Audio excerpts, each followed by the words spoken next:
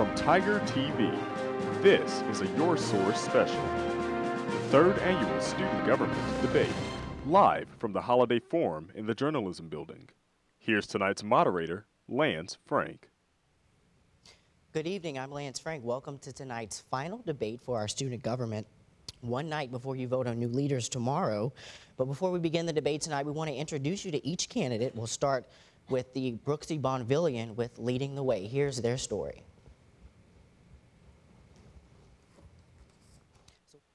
For about 2 minutes, everybody. I'm Brooksy Bonvillian, and I'm running for Student Body President with the Leading the Way campaign. Some of the initiatives that we're setting out to accomplish are mainly financial issues, or the ones we're most passionate about. One being creating a student government-sponsored scholarship fund to reward students on a merit basis in case, TOPS is cut any or any of the other scholarship funds receive heavy hits. We'll be prepared to help students out in a small way to really show them that student government is working for them and is ready to reach out to them. And if you flip it over, you'll see some of our initiatives. I think Leading the Way really summarizes Chris and my personality. We want to be, upfront and real, and we think Leading the Way is very, all-encompassing of our personalities and our goals. Jay Hudson is our next presidential candidate. His campaign is called Students First. My name is Jay Hudson, and I'm running for Student Body President. Well, our initiatives are based off of two factors. We want to not only better student life, but also fix student problems. We have met with several student organization leaders around campus and found things that we could do to enhance their lives and also fix problems all over campus. Some of those things include reforming international orientation. Another thing that we would like to do is advocate against budget cuts. The big thing that we're going to be facing this year is whether we're going to have the programs and the professors to actually graduate and to actually have the classes to graduate on time. So what we want to do is we want to advocate against the budget cuts, number one, but ensure that every student has the right, number two, pay for the college, number one, and then also to graduate on time. May I give you one of these so you can compare the issues? Okay, you have a great day. When we sat together and we discussed the different options for our campaign name, we really wanted it to collide exactly with our mission. And our mission was to put students back on the top of the list for priorities for student government. So thus Students First came apart. Now we have Going the Distance. Here's presidential candidate Theo Williams III. My name is Theo Williams, and I'm running for Student Body President. We broke our initiatives down into 6 categories: academics, athletics, budget cuts, campus development, service, and transparency. All these issues go back to students and what the students need and what the students want. Each of our initiatives was come up by a different student in roundtable discussions that Melina and I have had with our candidates and with our volunteers and with just people around campus. Hey, how are you? Good. Are you going to vote for me? Going the Distance came from the idea of not sitting back and waiting for ideas to come to us, but actually going out and finding ideas for ourselves. As soon as we're elected, Melina and I will be holding our office hours, but along with our office hours, we'll be making sure that we hold student hours in which we go out on campus to different locations, such as the choir, such as Free Speech Alley, and walk up to students and find out what they want on campus and what they want to see. The final campaign, The Two Kings. Here's presidential candidate Brian Woldridge.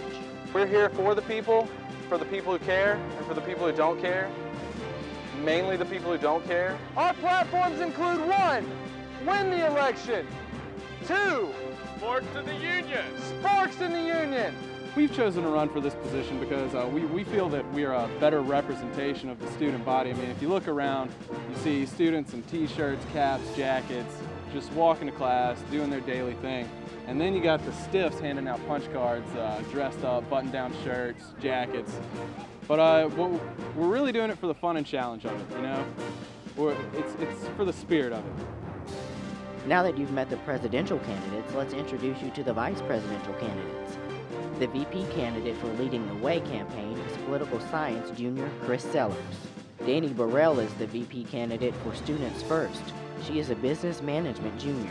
We also have Melina Williams, a political communications junior with Going the Distance. Finally, we have John Craig, a sophomore engineering major with Two Kings.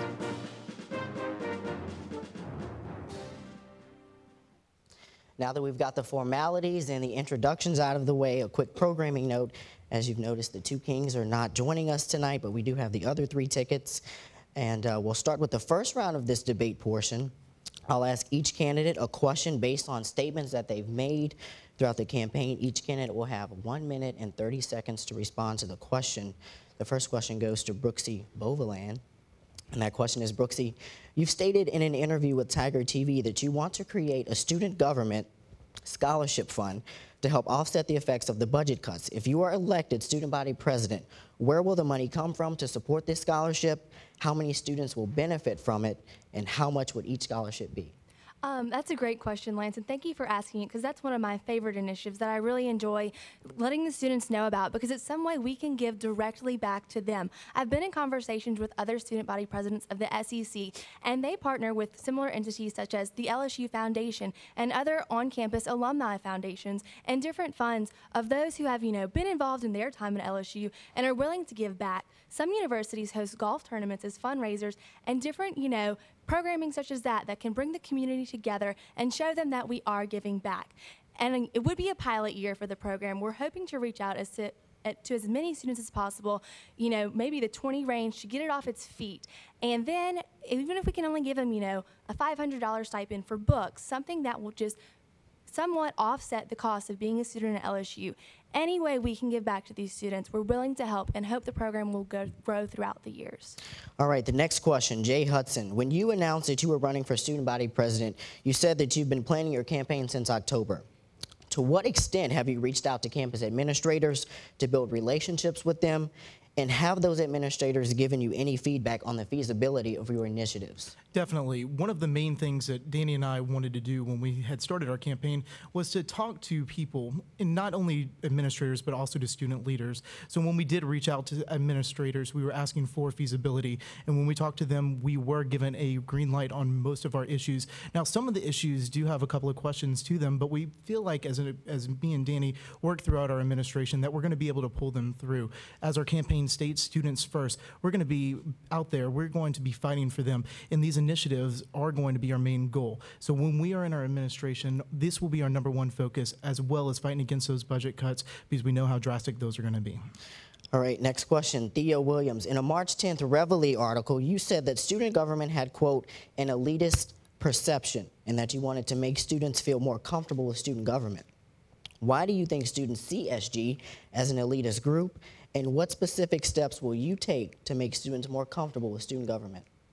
Well, first of all, I believe it can be sometimes an elitist because anytime you have elected officials, there's some lost in the crowd, especially when a lot of our elected officials haven't been properly representing their constituents.